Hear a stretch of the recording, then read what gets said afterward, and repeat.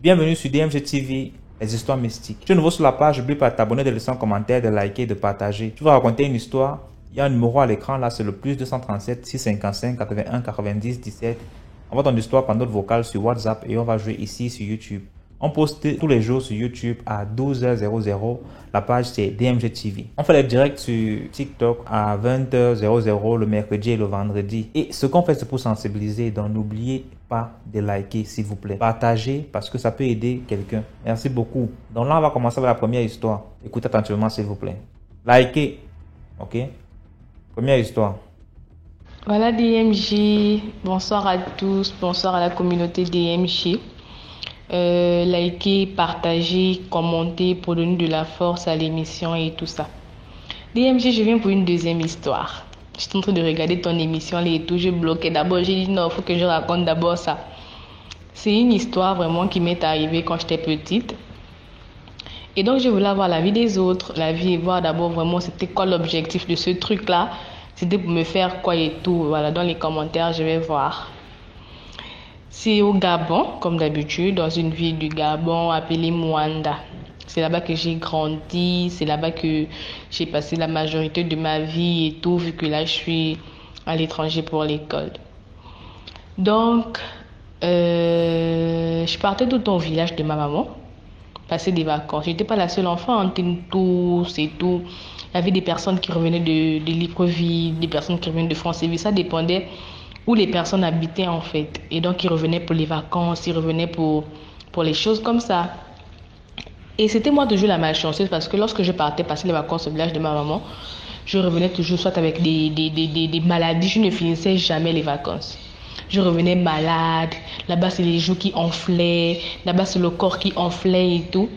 Et donc je revenais toujours avec des choses pas possibles de là-bas. Et ça faisait en sorte que ça créait une polémique entre mon père et ma mère et tout. Oh non, vous allez tuer mon enfant, des trucs comme ça. Oh non, c'est ta famille qui veut la récupérer et tout. Ça faisait en sorte que j'écoutais des choses autant petites que oh, qui veut me tuer et tout, machin, des trucs comme ça.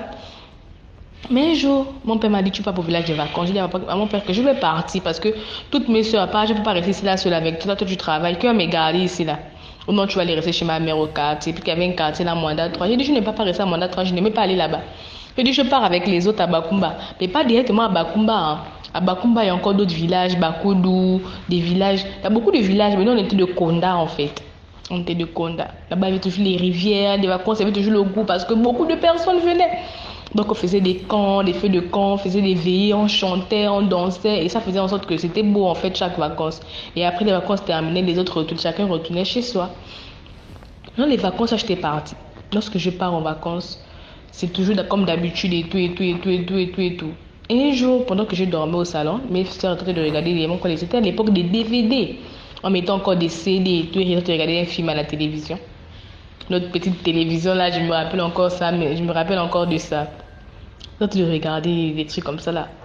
Et moi, je dormais sur le canapé. Je dormais, j'avais un peu plié, j'étais un peu du genre position, je sais pas. Je dormais un côté en fait. Mes soeurs me disaient non, va dormir à la chambre. Je disais non, je ne peux pas dormir à la chambre. Va dormir dans le sommeil. Oh, les enfants avaient l'orgueil.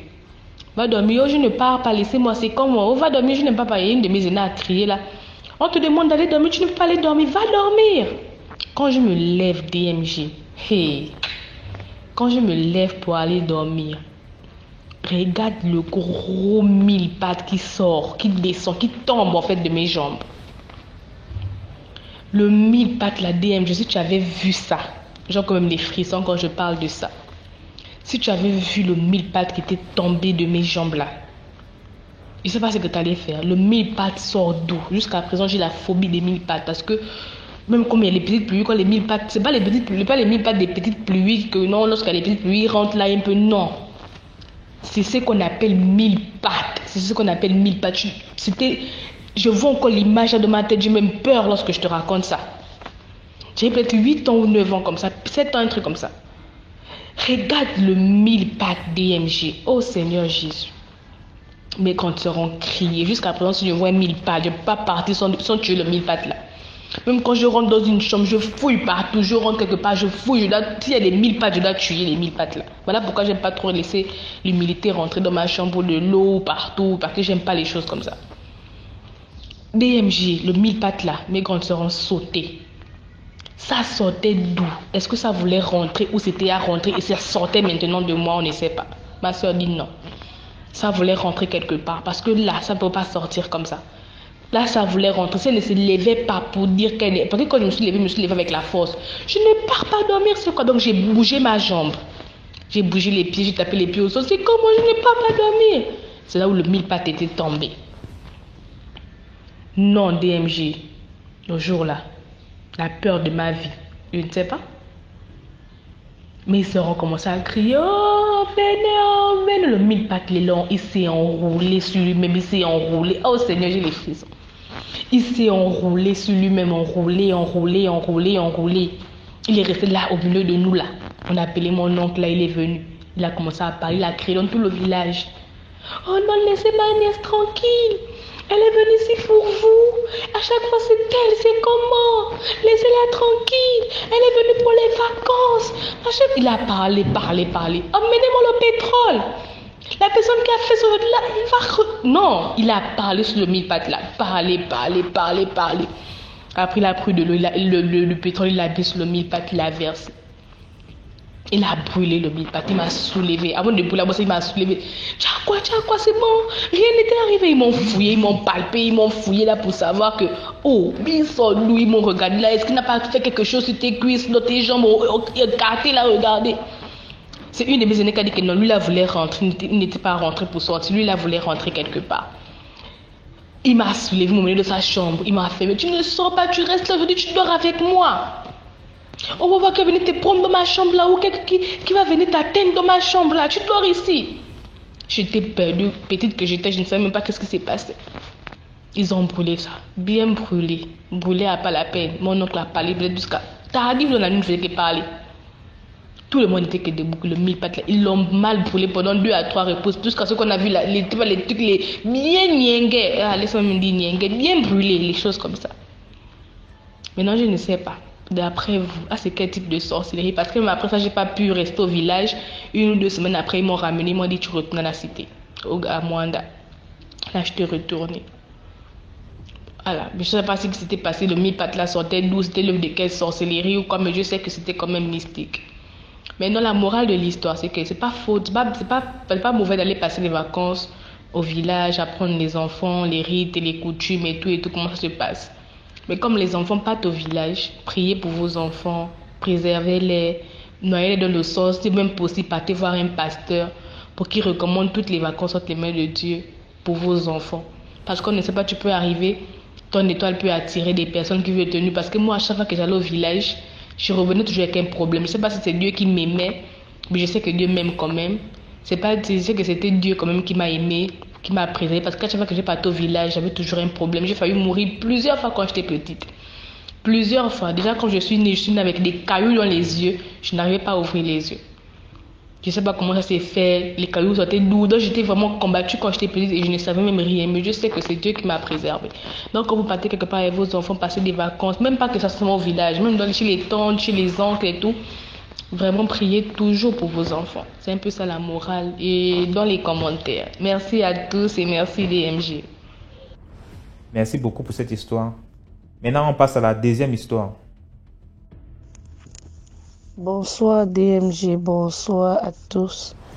Mon histoire, il s'agit de mon histoire particulièrement. En fait, c'est un peu une relation difficile. Je me suis retrouvée en train d'aller épouser, en fait, accepter la demande du mariage que l'un de mes copains m'avait faite. Et j'ai fait toutes les démarches pour qu'il arrive ici. Mais depuis qu'il est arrivé ici, c'est là où j'ai vu le côté mystique des choses. J'ai compris que j'avais été envoûtée. Pourquoi? Parce que je réagissais, j'avais des comportements où je me disais, est-ce que je suis envoûtée? Est-ce que c'est normal ce que je suis en train de faire? En fait, je me retrouvais, j'étais utilisée. Parce que je me retrouvais en face d'un homme qui ne faisait pas grande chose pour me faire plaisir. Et moi, j'étais en train de tout faire pour le faire plaisir. Au point où dans la relation, j'étais toujours avec des petits malaises. Bon, le monsieur, un jour, je lui ai dit, je comprends pas ce qui ne va pas. Je sais pas ce qui s'est passé, mais j'ai fouillé, mais j'ai trouvé qu'il avait des petites pierres. Ben, il m'a dit que c'est sa maman qui lui avait donné ces pierres, que c'est dans la famille, on garde ces pierres. Mais en même temps, étonnant encore, quand je lui dis, mais ta mère t'offre des pierres, pourquoi tu dois voyager avec des pierres pour le Cameroun, pour l'Europe? Et puis il dit, ah, non, ce sont des pierres qui appartenaient à son frère qui était décédé. C'est un héritage familial. En tout cas, vraiment, depuis que le monsieur est arrivé dans ma vie, tout a basculé. Et ce qui est curieux, c'est que ce n'est que une relation colérique. Et déjà que j'avais des enfants, et ma belle-mère, chaque fois, m'appelait toujours pour dire, oh, je serais simplement contente que le jour où il y aura un enfant là-bas qui m'appartient. Franchement, c'était devenu très grave. Des malaises, tu te réveilles, c'est comme si tu as l'impression que tu as travaillé toute une nuit et pourtant tu n'as rien fait. Même, donc même les relations, même sexuelles, non, je ne l'ai même pas. Et dit qu'avec le gars, il allait même jusqu'à se plaindre les nuits où je touche mon mari, carrément, ça devient comme si je n'avais pas le droit de le toucher la nuit. Je ne sais pas s'il voyageait la nuit ou pas. Mais le problème, c'est quoi? C'est que le gars avait des réactions tellement bizarres que après, quand tu lui dis que tu as fait telle chose, il ne se retrouve pas dans ce que tu dis qu'il a fait. C'est-à-dire qu'il y a un phénomène qui se passe, le gars te nie au point que tu te demandes si c'était la personne même qui était là. Et bon, je me suis mise dans les prières, mais je me rends compte que mes prières rendent le gars vraiment de plus en plus farouche. J'ai l'impression que j'ai un agent du diable auprès de moi. Et oh, il me dit, mais il traite mes prières de sorcellerie et tout et tout. C'est comme si quand je dis que le feu de Jésus, j'ai l'impression que il devient encore plus colérique. Il allait jusqu'à m'interdire de voir les émissions religieuses, me disant que je vais sortir avec les pasteurs que je suis en train de voir à la télévision là. C'est-à-dire, le gars a des réactions vraiment troublantes que tu te poses la question de savoir est-ce qu'il est dans ce monde avec toi. Et il fait tout ça avec la complicité de sa mère. Et un jour, il est sorti, il a oublié son téléphone. C'est là où je me rends compte que le gars, en fait, cause avec sa maman des histoires de marabout avec un numéro avec lequel il n'a pas enregistré, il n'a pas mis, c'est un numéro qui n'est pas dans son répertoire, c'est juste des chiffres, quoi. Et par curiosité, j'avais regardé, c'est là où j'ai compris. Sa mère disait, oh, si tu envoies encore de l'argent un peu, on va faire un autre travail, comme ça, le marabout va faire ceci. Alors que c'était quelqu'un qui me faisait croire qu'il ne croyait pas au marabout. C'est là où j'ai compris que j'ai été envoûtée parce que au départ, mon papa n'était pas d'accord pour le mariage même, mais j'ai fait la tête, je me suis mariée et aujourd'hui, je peux dire je regrette parce que ce garçon n'est pas prêt à donner l'amour. Il nie tous les phénomènes qu'il fait. On a fait 3 ans ensemble. Je ne connais pas un de ses amis, mais il sort, il part, il revient. Et aujourd'hui, je peux dire que je sais pas, je remercie Dieu parce que je suis encore là en train de parler aujourd'hui. Il y a tellement de choses qui se passent que tu te poses la question de savoir. Hier, ma vie était tranquille, mais à cause du mariage, je me suis retrouvée dans des histoires.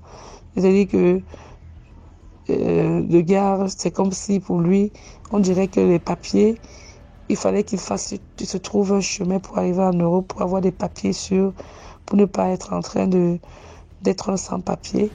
Mais bon, tout ce que je peux dire aux filles, c'est que faites attention à qui vous invitez dans votre vie pour un mariage.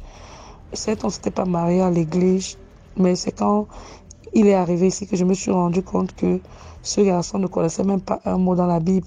Parce qu'au départ, quand je lui avais dit qu'il faut qu'on se marie à l'église, il m'avait dit que non, il va se marier comme ses parents à l'église. Ses parents sont mariés à l'âge adulte.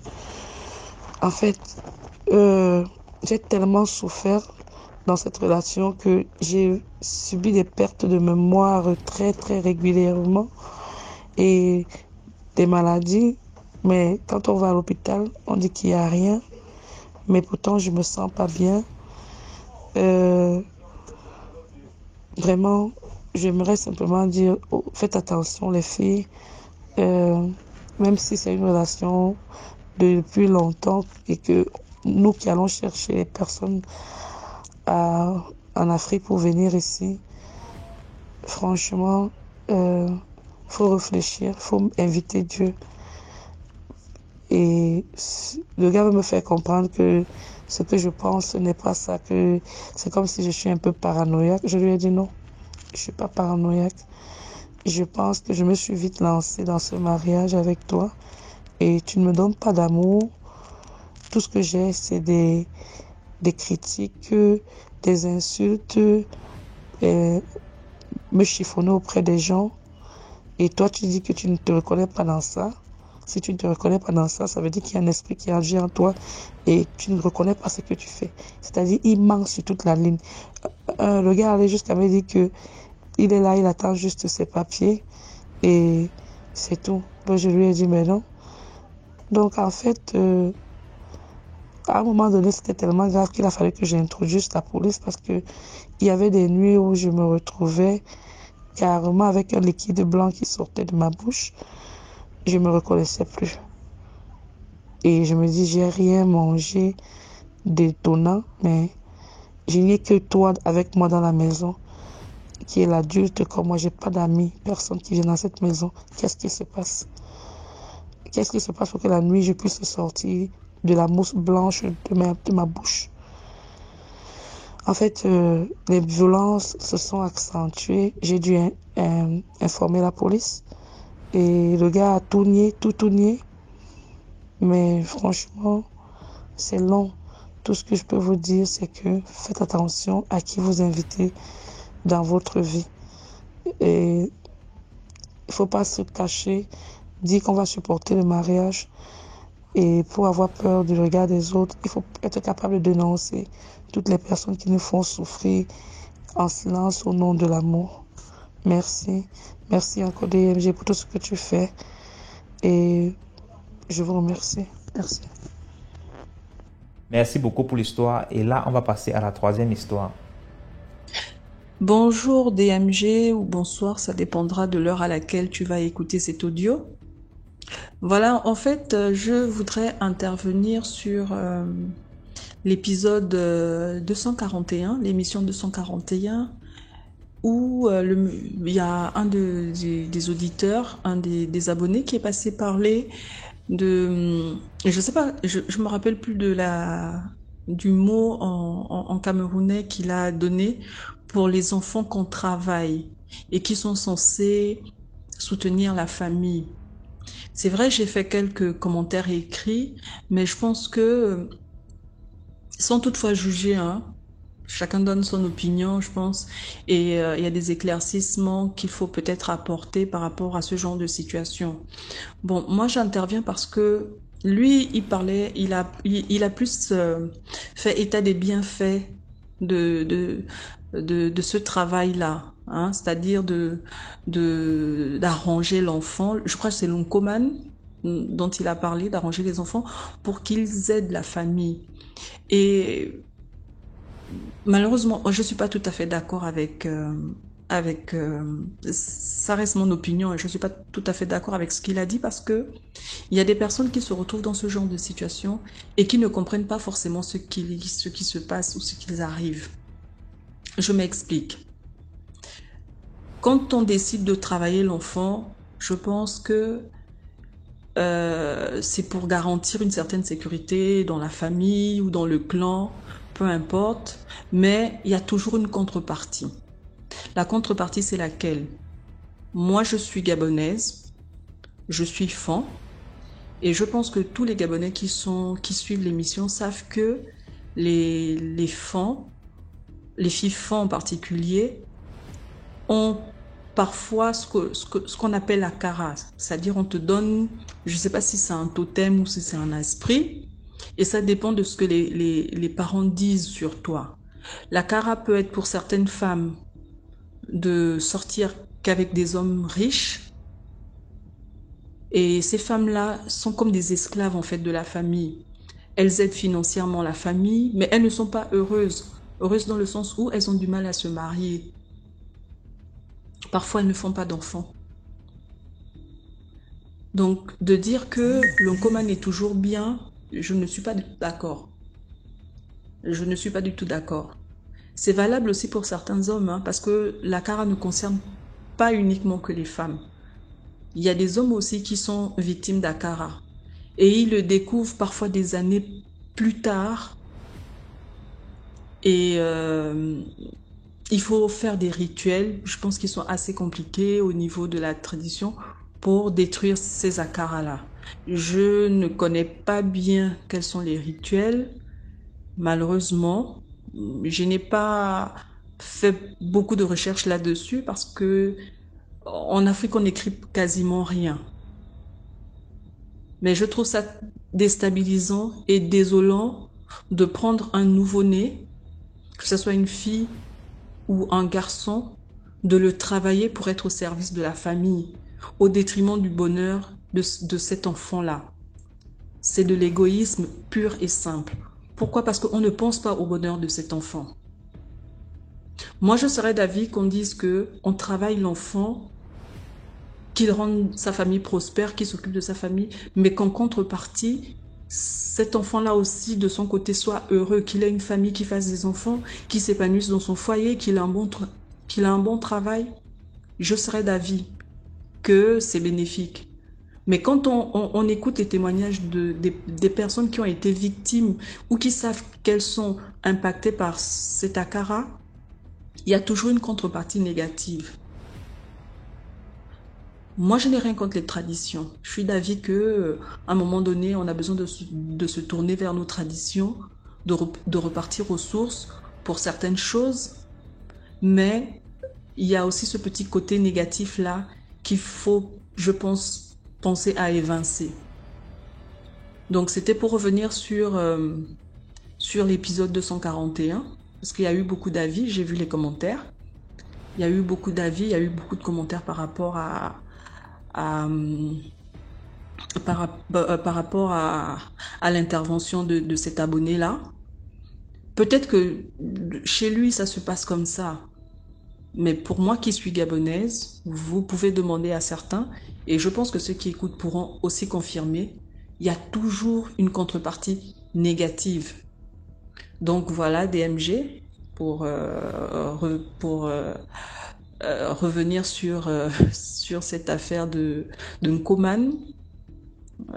Donc, on reste dans les commentaires et puis on attend l'avis des uns et des autres. Merci de liker, de partager et puis on se dit à très bientôt. Merci beaucoup pour l'histoire. On passe rapidement à la quatrième histoire, sans plus tarder. Quatrième histoire. Allô, bonjour DMG. Merci beaucoup pour cette excellente émission qui nous édifie tous. On se rend compte qu'on n'est pas seul. Il y a beaucoup de gens qui ont vécu la même histoire. Alors, likez et partagez. Alors, aujourd'hui, moi, je viens raconter une histoire qui se passe au Congo-Brazza, tout précisément dans la ville de Pointe-Noire. Cette histoire, c'est ma propre histoire à moi-même. Tout commence en 2014, lorsque je rentre de mes études. Je trouve un travail, un très très bon travail dans une société pétrolière de la place, dont je tairai le nom. Et l'avantage que j'avais d'avoir ce travail dans cette ville, c'est que ma famille y habitait aussi dans cette même ville. Et donc, du coup, mon papa m'a dit, étant très jeune, n'ayant aucune famille, qu'il n'était pas nécessaire que j'aille en location quelque part dans la ville et que je pouvais habiter avec eux. Et il faut savoir que mon père, c'est un homme d'affaires, il a investi dans l'immobilier, c'est un entrepreneur. Il a construit beaucoup de maisons, des apparts, des immeubles, et il a plein de quincailleries dans la ville et dans le pays. Donc, au standard africain, c'est ce qu'on appelle, on peut dire que mon père est riche. Donc, bref, voilà comment j'habite à la maison, je vais travailler, même la voiture que j'utilisais, c'est une voiture de mon papa. Donc, moi, du coup, j'avais pas les mêmes soucis, des problèmes que mes collègues, quoi. Genre, à la fin du mois, payer un loyer, payer l'école des enfants, la maison, tout ce que les adultes payent. Là, j'avais pas ça. Je suis d'une fratrie de 5 enfants, dont je suis l'aîné. J'ai 23 ans et je suis aînée ex aequo, c'est-à-dire je suis née avec un frère. Je suis jumelle. Donc nous sommes les aînés et on a encore 3 autres petits frères et sœurs. Donc voilà, comme ça, dans ma boîte, en travaillant, en Afrique, quand on travaille, on est un peu comme une famille, on se dit un peu tout, quoi. On raconte au bureau, après le travail, on va prendre un pot, on organise des choses, on va en boîte. C'est comme ça, quand il y a un événement, on cotise pour les autres. C'est comme ça que j'avais remarqué que dans la boîte, les gens aimaient venir me demander de les prêter de l'argent. Parce que c'était pas que moi, hein, ils font ça avec les autres aussi. Donc, j'ai prêté au début, après je me suis dit, mais tiens, mais pourquoi est-ce que je ferais pas des prêts par intérêt? C'est ridicule de prêter de l'argent comme ça, sans raison et tout. Je suis pas là à résoudre les problèmes des gens. Alors, j'ai commencé à faire des prêts par intérêt, et du bouche à oreille, ça a marché. Ça c'est devenu un grand truc. Tout le monde venait prendre chez moi, même les directeurs étaient au courant. Voilà. Mais je n'en faisais pas toujours un business sérieux, donné. Donc parfois je pouvais prêter à certaines personnes. C'était à la tête du client. Certains je donnais avec intérêt, d'autres sans intérêt, d'autres allaient même avec mon argent. Donc c'était comme ça. Mais à la fin de la journée, ça marchait. Si bien qu'il arrivait des périodes sur tout un trimestre, 3 mois, je touchais même plus mon salaire, quoi. Moi, mon argent, c'était pour m'habiller, mes voyages, mes copines, les boîtes de nuit, les choses comme ça. Mais rien d'autre. J'avais pas les dépenses d'un adulte. Voilà comment dans la boîte, à un moment, il y a un de mes collègues avec qui je m'entendais bien, on tombe amoureux. Bon, pas un collègue dans le même département, mais dans la même boîte. On tombe amoureux, on se décide de se marier. J'en parle à ma mère. Je dis à ma mère, parce que ma mère et moi, il faut savoir qu'on a un très très bon contact et on n'a que 16 ans d'écart. Ma mère nous a eu, on était très jeunes. Donc elle est tombée enceinte avec 15 ans, le temps d'accoucher 16 ans. Vraiment, c'est comme une grande sœur à moi, quoi. Quand on est ensemble, on aurait dit ma grande sœur. Elle prend soin d'elle, elle fait très beaucoup de sport, elle mange pas n'importe quoi. Et donc elle est très bien conservée. Et avec son fils, c'est encore pire, tu diras même que c'est lui le grand frère. Bref, donc ma mère me dit, écoute ma fille, tu es adulte vaccinée majeure, si tu veux te marier, tu peux te marier, tu as fini tes études, tu peux te marier. Et moi-même, ta maman, je t'ai eu très jeune. Maintenant, on en parle à mon papa. Alors là, monsieur, papa, il voulait pas. Mon papa, il était catégorique, il voulait pas de ce mariage. Et il avait des arguments pertinents. Bon, pertinents pour lui, je ne sais pas si c'était si pertinent. Il me dit, ouais, ce type, déjà, il y a un très grand écart d'âge parce que mon collègue, il avait 20 ans de plus que moi. Donc, il était pratiquement de la génération de mon père, sinon plus âgé que ma mère. Ma mère, à l'époque, elle avait déjà 41 ans. Moi, j'avais 25 ans, il avait 41 ans. Ma mère avait 41 ans et mon fiancé 45 ans. Donc, mon père dit, comment tu vas épouser un homme de la génération de tes parents? C'est 20 ans d'écart, c'est trop. Et en plus, c'est suspect, un bon africain. Comment est-ce que se fait-il que jusqu'à cet âge, il n'est pas marié? C'est pas normal dans nos coutumes africaines, un homme de cet âge. Soit il est marié, il est divorcé, mais pas de mari, pas de femme, pas d'enfant, ou c'est un homme stérile, ou c'est un homme bizarre, ou même peut-être c'est un ritualiste. Moi, je voulais rien comprendre, mais mon papa, je le respecte beaucoup. Il nous a éduqués de manière que quand il a pris une décision, on ne dit rien. Donc, je n'ai pas riposté, mais je n'étais pas contente. Donc, j'ai mis la pression à ma mère, et ma mère, elle est cool, c'est le genre de personne, elle est toujours positive. Pour elle, tout va aller, elle n'est jamais en train de paniquer. Elle a réussi à convaincre mon père au bout d'un moment, et voilà comment mon père, malgré lui, il organise le mariage et il dit à ma fille, à ma maman, si quelque chose arrive, ce sera toi ta faute. Maman dit non, ça va, le mariage, c'est pas la fin du monde. S'il divorce, elle a tout le temps de se remarier. Voilà comment on organise le mariage. Et mon père dit, bon, d'accord, tu te maries, tu vas quitter la maison familiale, mais tu vas pas habiter chez ce monsieur, tu vas habiter dans l'une de mes maisons. Et comme je vous disais, mon papa a plein de maisons dans la ville. Et des belles maisons. Donc, on a loué une maison. Il nous a fait un prix très, très moins cher de famille. C'était presque... Je pense que nos factures d'électricité et d'eau étaient même plus élevées que ce loyer. Bref, c'était juste symbolique. En fait, on payait presque rien. Donc, on est resté là. Et très tôt, je suis tombée enceinte après le mariage. Quand je tombe enceinte, aussitôt, mon mari commence à tomber malade. Il fait des petites fièvres, des petites maladies, tout ça. Ça passe. Un jour, il est au travail. Un jour, il revient, machin. Ah, mais bizarre. Et lui aussi, sa famille vivait dans la même ville. Ils étaient bien avec moi au début, ils venaient, ma belle-sœur, tout le monde était aux petits soins et tout. Donc, ils tombaient de temps en temps malades, c'était rien d'inquiétant et tout. Après ça, je commençais moi aussi à faire des rêves bizarres. Quand je dors la nuit, je rêve que mon mari me dit, allons nous balader au bord de la plage. On va au bord de la plage.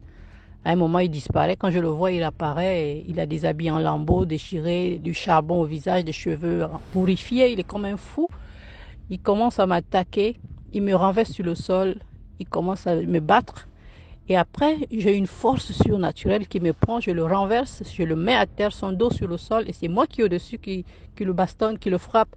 Je suis dessus, et après je me réveille.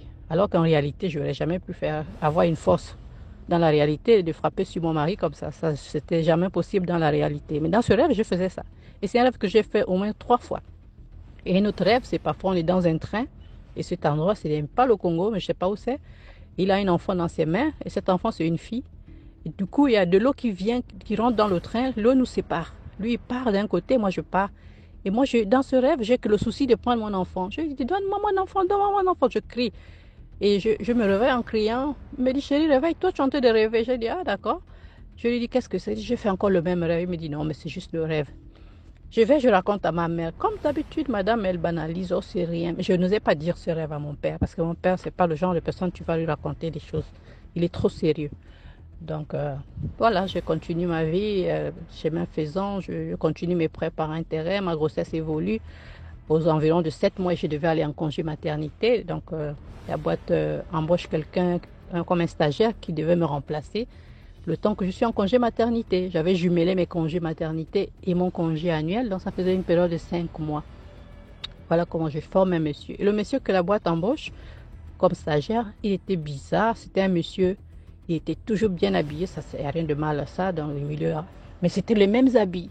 Il avait le même, je ne sais pas s'il avait le même pantalon en 100 ou en 10 ou 20, je ne sais pas, mais il avait les mêmes habits tous les jours, très bien habillé, cravate, pas de costume, mais une cravate, une belle chemise longue manche fermée jusqu'au cou, des pantalons bien là, cintrés et tout, propre et tout, et une mallette à la main, et dans l'autre main, une Bible et une croix. On aurait dit un professeur très sérieux ou bien un pasteur, je ne sais pas. Voilà comment au bureau, jamais il s'est mélangé à nous. Quand après le boulot, tu veux lui déposer, il refuse. Au point même que s'il attend un taxi et qu'il nous voit venir, il tourne son visage pour ne pas que tu t'arrêtes pour le prendre. À ce point. On raconte des choses au bureau, il rentre pas dans nos causeries. À midi, entre midi et 2, on veut manger avec lui, il veut pas. Ben, on l'a laissé. Toujours le visage sérieux, aucune habitude africaine. Au point qu'on l'avait nommé dans son dos. Mutanga est, comment on dit encore chez nous, Mundele, ça veut dire le blanc. Quand on appelait le blanc, il n'était pas au courant de ce petit surnom. Bref, après ça, je suis allée en congé maternité. Un matin, j'ai eu des envies de manger des oranges. Je me suis levée, je suis allée partir au supermarché. Sur le chemin pour aller au supermarché, avant même d'arriver au supermarché, un taxi vient de nulle part, il me percute. J'ai à peine senti ce qui s'est passé. Et après, ce qui s'est passé, c'est qu'il m'a percuté sur l'aile droite de la voiture, côté droit, là-haut avant de la voiture. Et ma voiture était haute, c'était un 4x4. Et lui, c'était un petit taxi, je vous assure. Sa voiture était bousillée, le tuyau d'échappement et le réservoir de la voiture, le pot d'échappement, c'est le, comment on appelle le pot, c'est pas le pot d'échappement, c'est pas l'arrière, c'est le devant, là, c'était complètement bousillé. Les phares avant, tout ça, là, le radiateur, voilà, c'est ça, c'était bousillé. Le capot cassé, il y avait 5 personnes à l'intérieur, tous ont eu des bobos, des blessures à la tête, à l'épaule, au corps. Moi, je suis sortie indemne, j'avais juste une petite échymose sur l'épaule gauche. Je pense que c'est la ceinture qui m'a retenue. Avec l'impact, j'ai dû sauter. J'aurais peut-être cassé mon visage ou autre chose si la ceinture ne m'avait pas retenue sur mon siège. Donc, juste la roue avant qui était touchée. Donc, bref, le taximan sort. Il vient, il me prend par le col. Vous n'avez pas pu arrêter. Pourquoi vous ne vous êtes pas arrêté, madame? Vous voulez nous tuer ou quoi? J'étais là, je ne comprenais rien. J'avais les vertiges et tout. Heureusement, il y avait des gens qui sont venus l'arrêter. Ils ont dit, mais arrêtez, mais c'est une femme enceinte, vous n'allez pas quand même vous en prendre à une femme enceinte. Je t'assure, DMG, que si j'étais pas enceinte ce jour, il se peut que ces gens, toute la foule la m'aurait lynché, quoi. Mais plus tard, quand la police est venue faire le constat, on s'est rendu compte qu'en fait, le taxi avait brûlé le feu. Il s'est pas arrêté. Il n'a pas marqué le stop au feu. Donc, c'est pour ça l'impact était si grave. Donc, c'était pas ma faute. Bref, je suis allée à l'hôpital. Pendant que j'étais à l'hôpital en observation, comme j'étais en terme, voilà comment mon frère, j'ai un frère jumeau, c'est lui qui va chez moi. Il entre dans ma maison où j'avais loué avec mon mari. Il fouille dans la maison, il trouve de l'argent en espèces, une grande somme d'argent. Il prend ça en espèces et il voyage dans un pays voisin. Il apprend que sa jumelle est à l'hôpital, elle s'est fait mal, elle a eu l'accident, elle est enceinte. Mais non, monsieur, c'était pas son souci. C'était de prendre mon argent et fuir. Lui n'a pas voulu faire les études, donc il est resté là comme enfant gâté à la maison. Il a fui dans un pays voisin. Je ne sais pas s'il est allé au Cameroun ou au Congo, Kinshasa ou bien au Gabon, mais en tout cas, il est sorti du Congo, Brazza. Quand j'ai eu ça, ça m'a choqué. Ma mère, elle a banalisé. Non, laisse ça. C'est ton premier mari, c'est ton jumeau, il est venu avec toi. Donc, si lui ne te vole pas, qui va te voler? Laisse. C'est la famille. Et cet argent ne peut rien te détruire et tout. Elle m'a rassurée comme ça. J'ai laissé passer. Je suis rentrée à la maison. 10 jours après cet incident, voilà comment je vais pour mon contrôle de routine pour accoucher. Maintenant, pas pour accoucher, juste pour voir le gynéco. À la réception, on me dit que votre médecin a transféré votre dossier, elle n'a fait plus accoucher, maintenant vous avez un nouveau médecin. Moi, je me dis, mais comment ça? Comment mon médecin peut me laisser tomber comme ça? Ça m'a un peu choqué, quoi. Elle m'a même pas appelé. Elle m'a même pas appelé pour me parler, elle a juste fait ça, c'est pas normal. Après, je me suis dit, bon, c'est pas grave. C'était la meilleure clinique de la ville, la crème de la crème. Donc, s'il y a un autre médecin, forcément, c'est un médecin qualifié. On m'envoie chez un autre médecin. Voilà comment ce nouveau médecin-là me dit, oh, vous êtes à terme, il faut qu'on vous fasse accoucher. J'ai dit, mais non, docteur, ça c'est une visite de routine, vous ne pouvez pas me faire accoucher alors que je n'ai pas de contractions et tout. Elle dit, non, on va vous observer, on vous met en observation, s'il n'y a rien, vous rentrez chez vous. Je rentre comme ça, elle vient, elle me fait poser une perfusion. Je dis, mais pourquoi la perfusion si je suis en observation?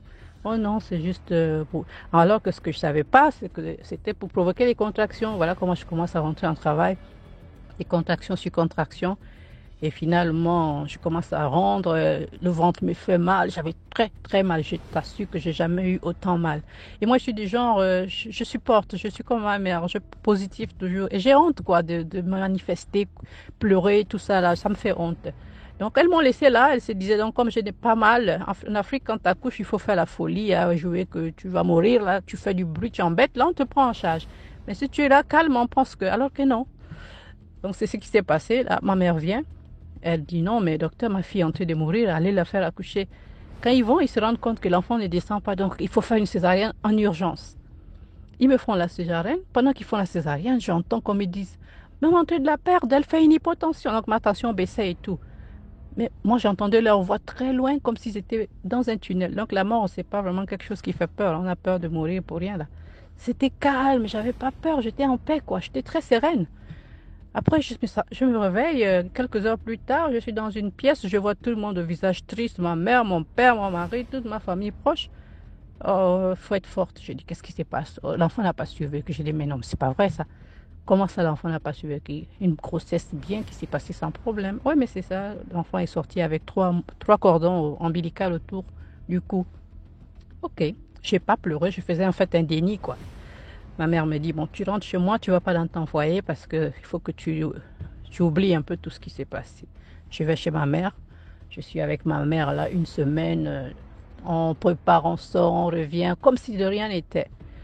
Et après ça, un jour, je dis, bon, je vais chez moi un peu à la maison voir mon mari. Je rentre chez moi. C'est quand je vois maintenant le lit, l'installation du bébé, tout ce que j'avais prévu, la chambre et tout. C'est là que je réalise vraiment que l'enfant n'est pas là. Et je commence à pleurer. Je suis très mal et tout. Et après ça, j'ai pris la voiture. J'avais la césarienne, mais je conduisais ma grosse voiture. Je suis allée au travail et tout. Je suis allée à la clinique où j'ai perdu l'enfant. Tout le temps, je venais là, je m'assois là. Je regarde le bloc là. Et ça m'apaisait de faire ça en fait. C'était comme un réconfort pour moi d'aller tous les jours là-bas. Je reste là, je reste des heures. Là, si bien que le personnel de la clinique, il me connaissait. Et personne ne me disait plus rien, on me regardait faire et tout. Et un jour, voilà comment une des sages-femmes qui était là le jour de l'accouchement, elle m'a reconnue, elle m'a appelée. Elle me voyait déjà venir chaque fois. Elle me souriait, elle passait. Mais là, ce jour, elle m'appelle. Ma fille, j'ai dit oui, venez me voir un peu dans mon bureau. Je viens, elle me dit, est-ce que tu crois en Dieu, toi? J'ai dit oui, je crois en Dieu, je suis religieuse et tout. Elle dit, alors il faut laisser partir cet enfant. Je dis, ben moi, je ne viens pas chercher l'enfant, il sait qu'elle n'est pas là, mais ça m'apaise de voir le dernier endroit où j'ai vu cet enfant. Je n'ai même pas eu le temps de regarder son corps, j'ai juste vu son visage mort et tout. Et elle me dit, oui, cet enfant est mort pour que toi tu vives. On a pensé te perdre dans cette pièce-là. On croyait que tu devais mourir. On ne sait même pas comment tu as pu survivre parce que tu faisais une baisse de tension. J'ai dit, oui, j'entendais vos voix quand vous disiez ça. Vous étiez loin comme dans un tunnel. Elle dit, non, on était là, à côté de toi, on parlait fort même. Tu étais là. Mais donc, laisse. Quand elle m'a dit ça, sur le champ, je sentis comme une paix intérieure, comme si on m'avait versé une douche froide, quoi. Mon cœur s'est apaisé, je n'avais plus de chagrin ni de regret. Je suis partie, je continuais à vivre et tout. Après, je commençais à saigner. Je ne m'alertais pas. J'étais là, je n'ai même pas dit à ma mère. Et un jour, je suis tombée dans les pommes, j'ai vu noir. On m'amène à l'hôpital. Il paraît qu'ils n'avaient jamais nettoyé bien le placenta. Le médecin s'était planté quand elle a vu que l'enfant est mort. Elle a vite fermé et tout. Bref. Donc, après ça, mon papa me dit, bon, pour ne pas rester dans ton chagrin, tu vas m'accompagner dans ton voyage. Et ce que j'ai oublié de dire, c'est que mon mari, dès qu'on s'est marié, je vous jure, 3 mois après, il commençait à faire des petites maladies. Il tombait malade, il se remettait, ainsi de suite. Là, mon papa me dit, tu m'accompagnes dans mes voyages, je vais acheter les finitions pour mes constructions et tout. On devait faire 2 voyages, la Chine et Dubaï. Pendant qu'on était à Dubaï, on m'appelle, il faut revenir rapidement. Ton mari, ça ne va pas ici. Ah, mais il tombe toujours malade, c'est quoi? C'est pas le palude? Non, non, là, c'est grave, il est hospitalisé. Ok, je modifie mon billet, je rentre. Je rentre au pays, je trouve mon mari qui est dans la clinique là-haut. J'ai perdu l'enfant. Je dis non, ça ne peut pas se passer comme ça. J'étais très fâchée avec cette clinique, donc je l'ai enlevé là, je l'ai amené dans une autre clinique. On a fait au moins 3 cliniques de la ville, les meilleures de la ville. Rien à faire. Voilà comment il y a un médecin qui nous dit, si vous pouvez voyager en France ou à l'étranger, allez-y voir un peu parce que ces examens ne sont pas concluants. Un coup, on voit l'hypertension, un autre coup, la goutte, on ne sait pas. Voilà comment on est allé en France. On arrive en France. En France, effectivement, ils voyaient les mêmes choses aussi. Donc, il avait l'air d'aller un peu mieux. Il me dit, mais chérie, ça fait 3 semaines qu'on est là, tu es à mon chevet, dans un milieu triste comme ça, va un peu te faire plaisir. Je sais que tu aimes bien les habits, va t'acheter des sacs, des habits, des choses de femmes. Je dis, t'es sûr? Il dit, oui, va. Je t'assure, DMG, je sors, même pas 2 heures, mon téléphone sonne. J'étais au niveau du parking, la terrasse du jardin de Tuileries, là, j'étais là, à Paris, au jardin des Tuileries, il m'appelle. Je vois, c'est l'hôpital, venez, il y a quelque chose qui s'est passé. J'ai dit, c'est quoi? J'ai eu peur, je sentais que c'était pas bon. Je reviens, on me dit, je rentre dans la pièce, je vois le drap blanc. Ah, votre mari est décédé. J'ai dit, comment on venait de parler là et tout, ça allait bien maintenant. Il dit, non, il est décédé. Je prends le téléphone, j'appelle la famille en Afrique pour informer tout le monde, ma belle famille, ma famille. Mon beau-papa me crie au téléphone, tu as sacrifié mon fils. Mon fils n'était jamais malade. Dès qu'il t'a épousé, il a commencé à tomber malade. Toi et ton papa, vous êtes des maris des nuits. Il m'a dit des choses, comme quelqu'un qui vidait son sac. Tout le monde m'a... Et puis j'ai dit, bon, j'ai raccroché, je l'ai coupé au téléphone. J'ai dit ça à ma mère, mais t'occupe pas. Ma mère a pris le billet, elle est venue. Elle m'a aidé, on a rapatrié la dépouille. On est arrivé. Quand on arrive, on fait la veillée chez mes beaux-parents. Maintenant, le matin, au lever du corps, le beau-père vient me dire, non, je ne veux pas que ma belle-fille et sa famille viennent. C'est mon fils. Je l'ai vu quand il est venu au monde, je vais être la dernière personne à le voir. Il y a maintenant discussion là et tout. Moi, je dis non, je veux venir. Après, ma famille m'a dit non, laisse-les faire. Ils sont partis, nous on est rentrés chez nous. Quand on rentre chez nous, peut-être 1 heure après, comme ça, un 6e sens me dit non, non, non, non. Ne reste pas là, va voir qu'est-ce que ton beau-père veut faire. Je dis à ma mère, maman, moi je dois partir au cimetière. Ma mère me dit, bon, t'as déjà dîné, papa. Je dis non, je vais y aller. Elle dit, bon, si tu pars, on ne peut pas te laisser aller seul comme ça, on va avec toi. Ma mère, mon père, et avec 2 autres cousins, on est partis, on a pris la voiture. On arrive au cimetière comme ça. Donc il y avait des gens qui nous ont déjà vus, ils ont averti au père que sa femme arrive avec sa famille. Le papa là a commencé encore à faire le bruit, il parlait beaucoup. Laissez-la venir. Je suis arrivée, sans faire de problème, je dis, moi je veux voir encore mon mari. J'arrive comme ça, je trouve qu'ils ont posé le cercueil dans la tombe et ils ont ouvert le cercueil. Ah, et pourquoi ouvrir le cercueil alors que c'est là où il faut fermer ça? Je vois comment mon beau-père me dit, c'est bon, tu as vu, tu peux repartir. J'ai dit non, je veux voir comment vous allez mettre la terre dessus. Une dispute commence encore là, entre nous là. Il remet les mêmes paroles qu'il a dit. C'est mon fils, j'ai le droit, tout ça. J'ai dit moi aussi c'est mon mari et de son vivant on n'avait pas de problème. Donc c'est quelqu'un qui me voulait du bien. Je n'ai pas à avoir peur de lui. C'est moi qui restais avec lui quand il est décédé. Toi tu l'as vu quand il est né, moi je l'ai vu quand il est mort. Donc on est resté là. Eh, d'accord, comme tu veux. Je te dis DMG. DMG. Mon beau-père sort de sa poche un sac plastique dans lequel il y avait ma photo d'identité, la photo de l'enfant décédé, mes sous-vêtements, slip, soutien et une chaînette en or que mon mari porte depuis qu'il est né. C'est une chaînette baptême, quoi. Ça n'a rien à voir avec un baptême. C'était des chrétiens catholiques. Il avait une chaînette qu'on l'avait donnée de baptême qu'il mettait. Et l'alliance, voilà notre alliance de mariage. Il prend tout ça. il ouvre le costume du corps, là, du mort, là, il met ça dedans, il dit, ça c'était les choses que tu mets de ton vivant, pars avec. Il lit ça au corps comme ça. Il referme le costume. Et après, maintenant, moi je dis à mon papa, mais papa, t'as vu ce qu'il a fait là? Qu'est-ce que c'est ça? Mais c'est grave ça. Papa dit, il vient de signer, il vient de déceler un pacte. Mais ne t'en fais pas. Les pactes là, ce genre de pacte, ça tient les coupables. Tu es ma fille, je sais que tu n'es pas dans ce genre de choses. Tu es main blanche dans cette histoire, tu sortiras main blanche. Ok, d'accord. Mais non, on est parti de là. Quand il a fait ça, on n'a plus voulu rester. Mon père dit, quand on part, tu ne regardes pas derrière, tu marches seulement. J'ai obéi à mon père, il m'a appris, on est sorti du cimetière. Et déjà, quand on est arrivé aussi, il y a une de ses cousines, j'ai oublié de dire, qui me dit, oh, regarde le mort en train de pleurer. Je regarde, je dis non, il ne pleure pas. Il dit si. Maintenant, effectivement, quand je vois comme de l'eau qui ruisselle un peu sur la joue. Mais je dis à ma belle-soeur, mais non, mais c'est normal. Le corps est resté dans le froid, c'est normal que ça fait ça. Là, c'est l'Afrique centrale, il fait chaud, ça dégivre. C'est une viande, mais non, ce n'est plus lui qui est là, c'est ça l'enveloppe seulement. J'ai banalisé les trucs. Mon beau-père me jette un regard noir quand je dis ça.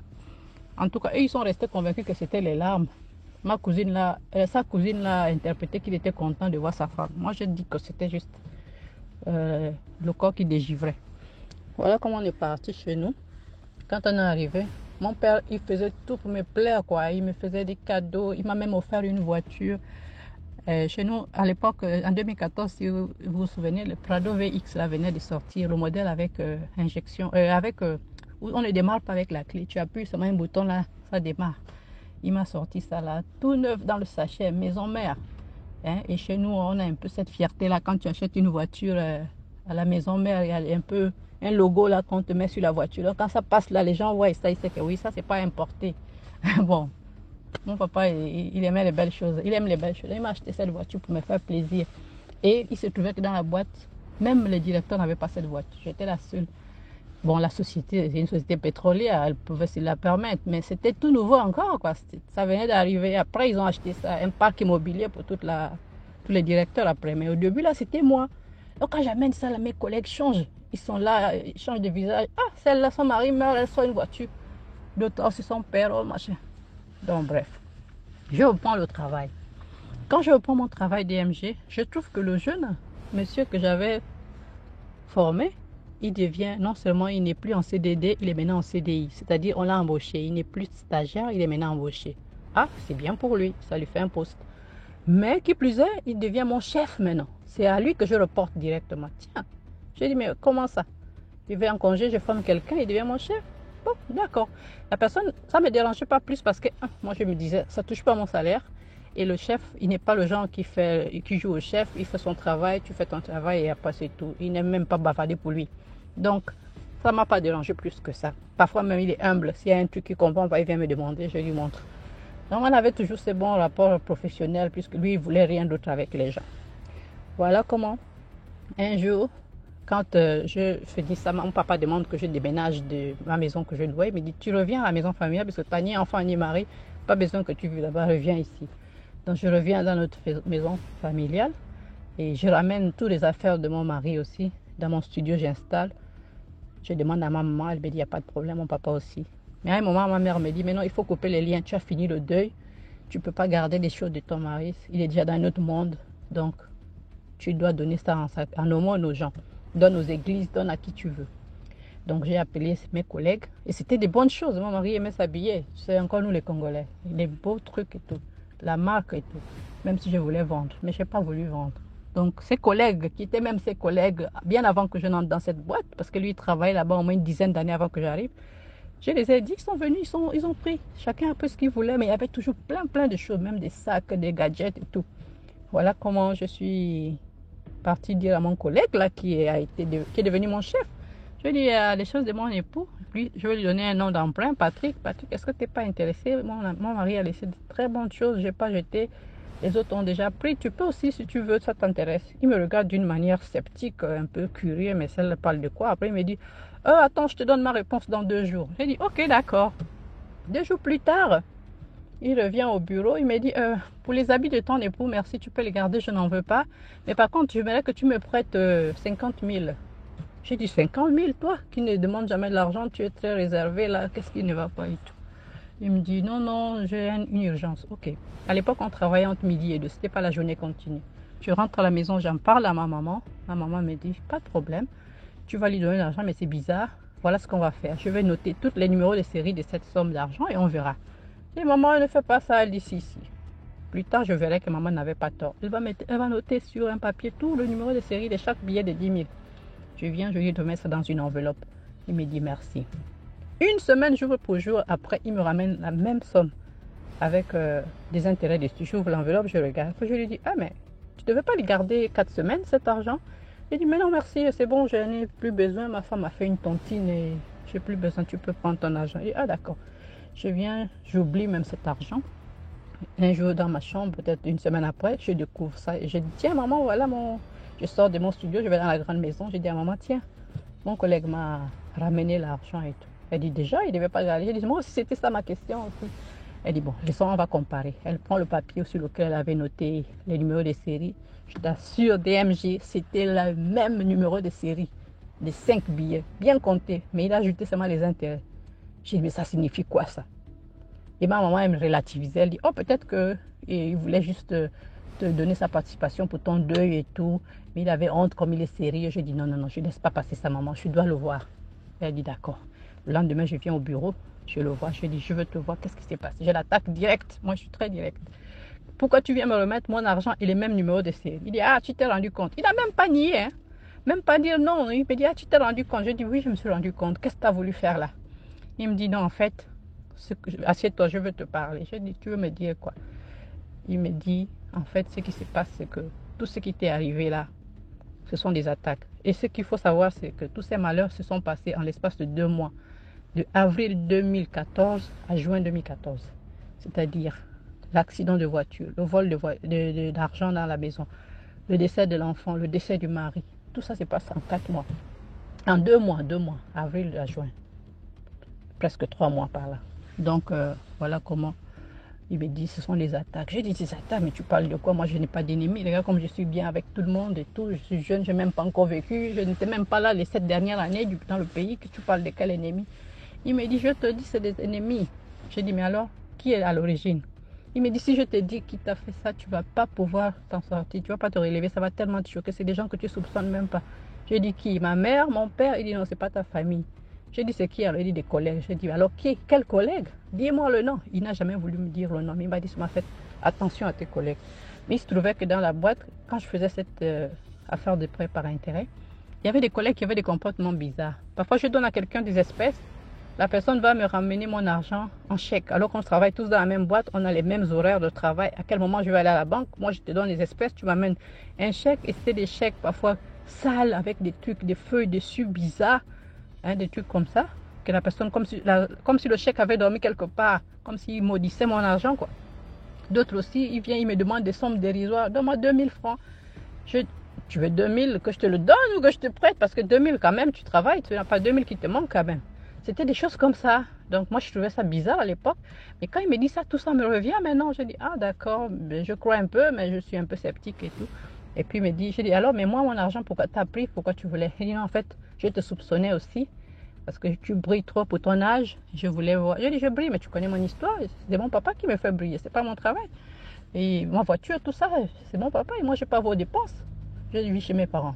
Il me dit, oui, j'ai voulu voir si tu étais là. Mais je me suis rendu compte que tu es une victime, en fait.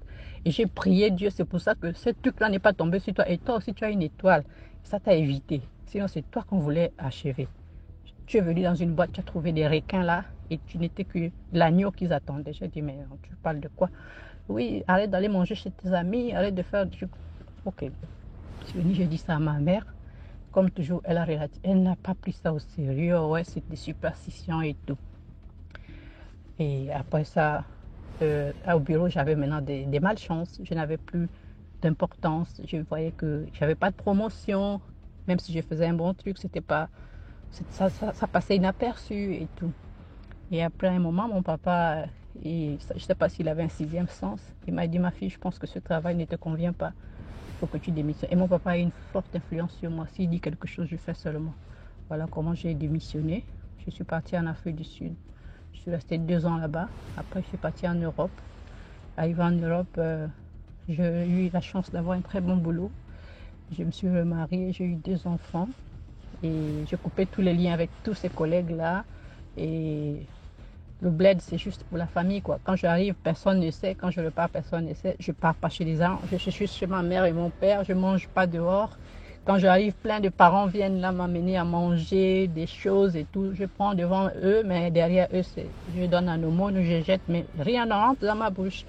Voilà, donc c'est pour dire que dans la vie, il y a des gens qui vous en veulent sans que vous ne les soupçonnez. Jusqu'aujourd'hui, je ne sais pas qui m'a fait ça et pourquoi. En tout cas, voilà, c'était ça mon histoire DMG. Merci. Merci beaucoup pour l'histoire. Là, on passe à la 5e histoire. Bonjour et bonsoir à toute la communauté de DMG. Tout d'abord, félicitations à DMG, beaucoup d'encouragement à lui.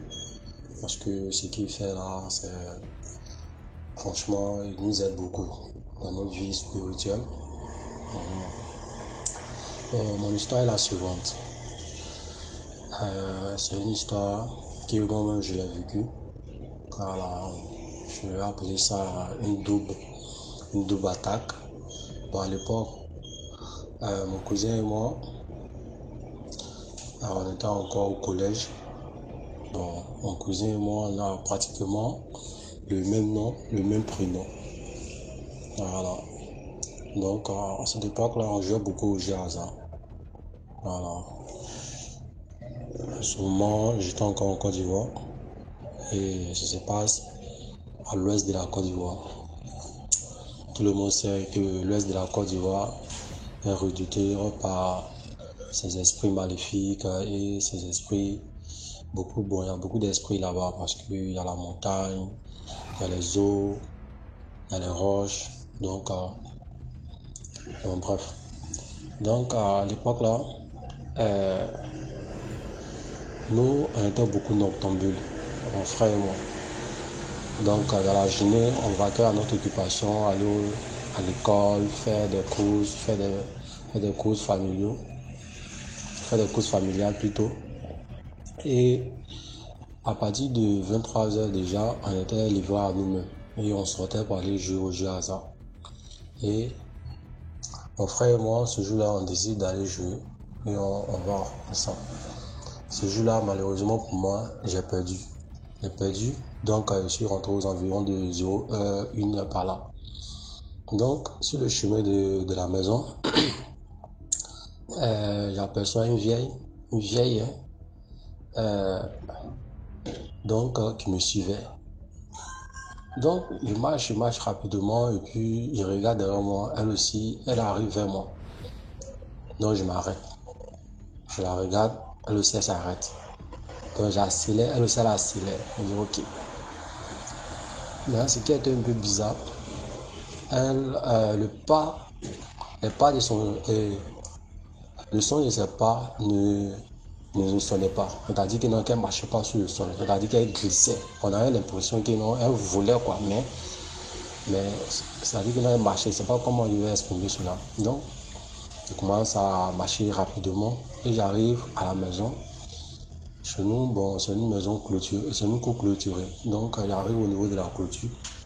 Et dès que j'arrive au niveau de la clôture, je m'arrête. Elle aussi, elle avance et puis elle s'arrête aussi. Tu vois, elle se cache. Je suis que non, c'était vraiment derrière moi qu'elle venait. Donc, je suis rentré dans la cour. Je suis rentré dans la maison. En même temps, j'ai fermé la porte. Quand elle ferme la porte, 1 minute plus tard, j'attends quelqu'un qui toque la porte. Toque la porte. Il savait que c'était elle. Donc, comme nous, on est une famille musulmane, donc elle a commencé à prier, commencé à lire des sourates, jusqu'à ce que la peur quitte. Voilà. Donc, après ça, j'ai commencé à dormir. Je me suis endormi. Donc, le lendemain matin, je me réveille, je vois mon frère auprès de moi. Et puis, je lui raconte ce qui m'est arrivé. Lui aussi, il dit que, comment je suis rentré, lui aussi, voilà ce qui lui est arrivé. Et il dit que non, lui, au moins que lui est rentré avec les 2 heures, 3 heures par là. Et puis, quand lui est rentré, dès qu'il rentre dans la cour, il voit que non, il y a une vieille personne qui s'est déshabillé, qui est vers le puits. Donc, voyant la nudité d'une grande personne, ce n'est pas joli à voir. Donc, mon frère, il baisse le regard et il suit son chemin. Et ça lui rentre à la maison. Il rentre à la maison et puis maintenant, c'est ça, il s'endort. Donc, il lui a dit que, comme cela aussi, on doit expliquer ça à nos parents. Parce que, comme cela, là, ce n'est pas joli à voir.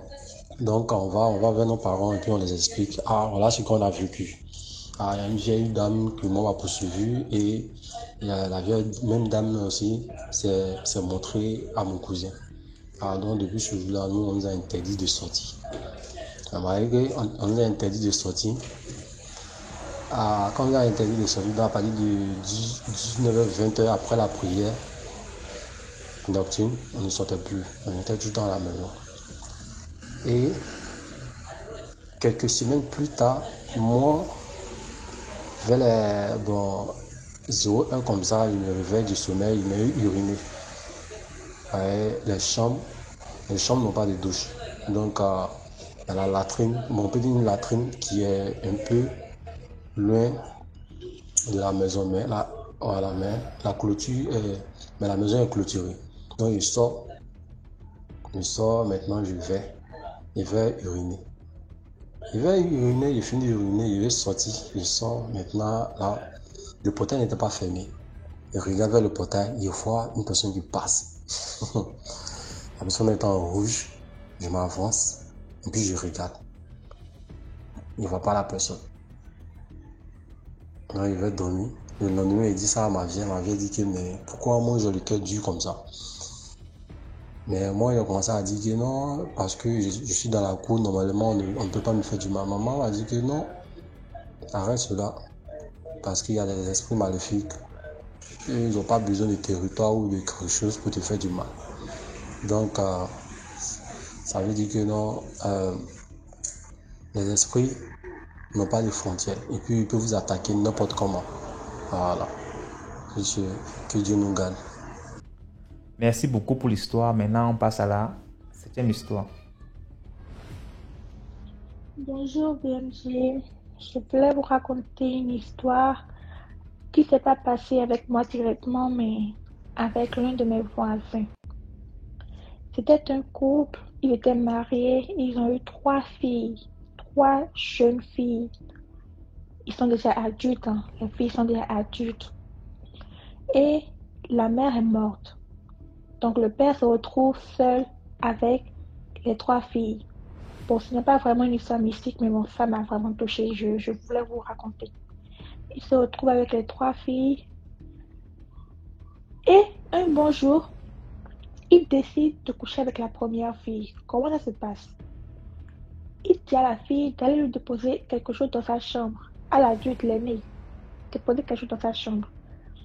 Maintenant, il accompagne la fille dans la chambre et lui dit que sa mère est morte, n'est-ce pas? La fille lui dit oui, maman est morte. Il dit, tu vois la tradition, quand une mère meurt, le mari ne doit pas chercher ailleurs, qu'il doit faire sa vie avec ses filles. Sinon, il va détruire la mémoire de leur maman. Genre, il dit à sa fille qu'il doit coucher avec elle, sinon c'est une malédiction. La fille dit, mais papa, comment quelqu'un n'a pas compris, non? Je n'ai pas compris, papa. Explique-moi bien. Mais non, c'est une malédiction, et surtout, tu ne dois dire à personne. Tu dois coucher avec toi, mais tu ne dois dire à personne. Bon, la fille, elle a dit, comme c'est une malédiction, si elle en parlait, bon, elle n'a rien dit. Elle s'est laissée faire, le père, il a couché avec son aîné. L'aîné ne savait pas qu'il avait couché avec les 2 autres sœurs, parce que le père ne lui avait rien dit. Quelques jours après, celle qui est au milieu, la deuxième fille, vient voir sa grande sœur pour lui dire, j'ai quelque chose à te dire, grande sœur, mais ne me juge pas, parce que j'ai envie de parler et ça me pèse, j'ai envie de te parler, grande sœur. Elle dit, mais vas-y, parle-moi, je suis ta grande sœur, tu peux tout me dire. Depuis un certain temps, papa me touche à la cuisine, il vient me voir, il me touche et je me sens vraiment mal à l'aise. Il a raconté la même version à la deuxième fille, soit disant que c'est une malédiction. TMG. La fille va à l'école, la deuxième fille, elle va à l'école, elle se sent pas bien, elle est ailleurs. Et sa meilleure amie a remarqué qu'elle n'était plus elle-même. sa meilleure amie avait l'habitude de regarder des émissions où des émissions comme vos émissions, quoi. Et la fille lui a dit, sa meilleure amie disait à la deuxième fille, si tu as quelques problème face à cette émission, parle, ils vont t'aider. Je ne sais pas quel problème tu as, mais quoi qu'on soit ce qui t'arrive, face à cette émission, ils vont t'aider. La fille dit, ok. Elle est partie à la maison, elle a réfléchi, elle a parlé de cette émission à sa grande sœur, qu'elle voudrait aller là-bas, qu'elle veut que les trois filles, qu'elle aille sur cette émission parler, qu'ils vont les aider. La grande sœur, elle, au début, au plus profond d'elle, elle n'avait pas vraiment envie. Qu'est-ce qui l'a poussée à aller dans cette émission, je vous dis? C'est quand des notions ont commencé par la courtiser, ils ont commencé à venir à la maison et le père les renvoyait, il disait non, qu'aucun garçon ne va marier et sa fille, que la fille a dit que bon, qu'elle ne va pas se marier, mais elle a envie de se marier, elle aimait les hommes. Elle a dit à sa soeur, ok, ils iront sur cette émission.